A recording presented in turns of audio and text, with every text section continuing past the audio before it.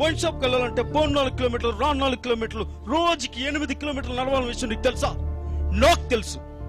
మందంటే నాటు తాగాలని, royal stag అంటే 6 నెలలకు ఒకసారి తాగాలని, ఫుల్ గా తాగిన రోజే పండుగ అంటారనే విషయం నీకు తెలుసా? నాకు తెలుసు. ఫుల్ గా తాగే వయసులో మందుకు డబ్బులు సరిపోక అప్పులు చేస్తున్న విషయం నీకు తెలుసా? ఆకలిస్తే బిర్యానీ పాయింట్ వైపు, దాహం వేస్తే వైన్ షాప్ వైపు చూసే మనుషులు ఇంకా ఈ సమాజంలో, నువ్వు బతుకుతున్న ఈ సమాజంలో ఉన్నారని నీకు తెలుసా? 2 బీర్లు తాగిన కిక్ ఎక్కకపోతే ఆ బాధ ఎలా ఉంటుందో నువ్వు ఎప్పుడు అనుభవించావా? నేను అనుభవించా. రాత్రి ముందు ఎక్కువైపోయి హ్యాంగ్ ఓవర్ వల్ల కొన్ని టన్నుల బరువుతో నెట్టి మీద కొట్టినట్టు నీకెప్పుడైనా అనిపించిందా?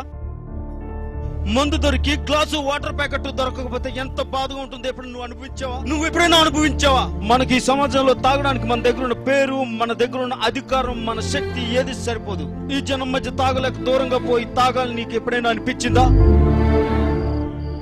వైన్ షాప్ ఎప్పుడైనా నీకు గుళ్ళగా కనిపించిందా? బీర్ పట్టుకుంటే ధైర్యంగా ఉంటుందని ఎప్పుడైనా నీకు అనిపించిందా? ఒక బీర్ తాగి ఇంట్లో దొరికిపోతే బాధ ఎలా ఉంటుందో తెలుసా? నీకు తెలుసా? అందుకే వైన్ షాప్ కి వెళ్ళాను, బీర్ కొనుక్కున్నాను, తాగుబోతునయ్యాను.